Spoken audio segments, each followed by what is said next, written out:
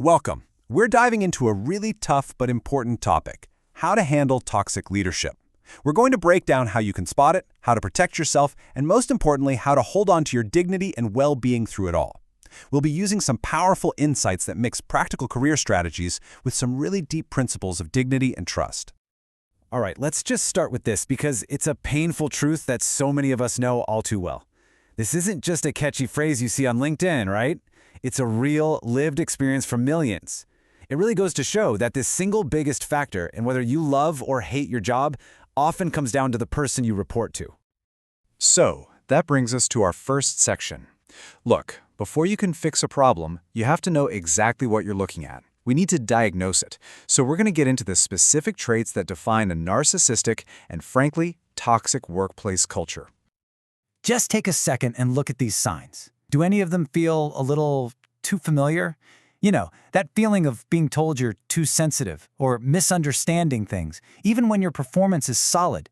Or maybe you've seen your best ideas suddenly become your boss's ideas. These aren't just bad days at the office. These are patterns. This is a system. And this quote, wow, it just hits the nail on the head, doesn't it? Anyone can command fear with a fancy title on their door, but real respect, the kind that makes you want to do great work, that's earned, and it's earned only through character and integrity.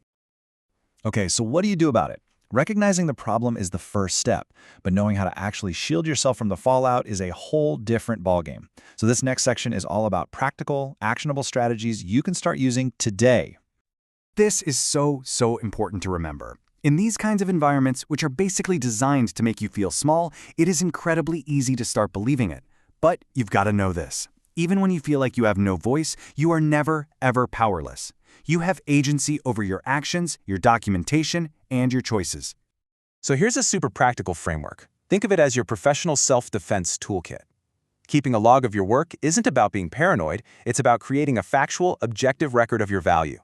Using email and CCing people, that creates a paper trail that's hard to dispute.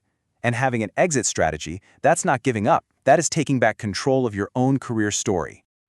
All right, so beyond the practical stuff, the emails, the logs, we have to talk about fortifying your inner resilience, because this stuff takes a toll. The source material for this explainer actually offers a really powerful way to think about this, using some timeless principles from an Islamic perspective to help you build what you could call your inner armor. So from this perspective, your dignity, or Izzah, is sacred. It's not something that's nice to have. It's a protected, God-given right.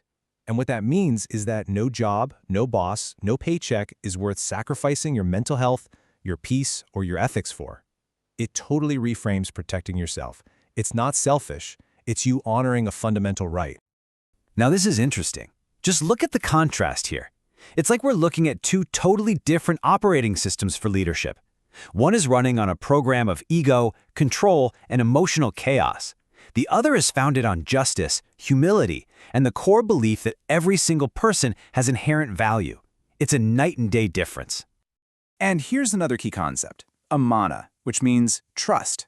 Think about it like this. Your energy, your mental focus, your spiritual well-being, it's a resource that's been entrusted to you. So when you're dealing with a manipulative boss who's constantly draining that battery, protecting your energy isn't just self-care, it's actually honoring that sacred trust. So how do you actually do that? Well, here are a few ways to guard that trust. Do you see the theme here? It's about refusing to play their game. Respond with logic, not emotion. Stick to facts, timelines, and data. And probably the most important thing, don't try to handle it all alone. Find your people, mentors, friends, faith circles who remind you of your worth. And what's so powerful about this idea of patience is that it isn't passive. It's not about just sitting there and taking abuse. It's about a kind of strategic patience, one where you preserve your own character and your own inner peace, even when you're facing total injustice. You don't sink to their level. Okay, for just a minute, let's flip the script. The source material for this has some really potent questions for anyone in a position of power. So if you're a manager or a leader of any kind watching this, this next part is especially for you. This first question really gets to the heart of it all, doesn't it? Just honestly, think about the energy of your team. Are you creating a space where people feel safe enough to contribute their best ideas without fear, or does it feel like they're constantly walking on eggshells around you? You know, this one is so simple, but wow, it says everything about a leader's character. Is your feedback actually designed to help people grow and build them up, or do you use it as a tool to shame them or tear them down, especially in front of their peers? And finally, this is the big one. It asks you to think about why you're a leader in the first place. Are you a gatekeeper of power, just trying to control everything?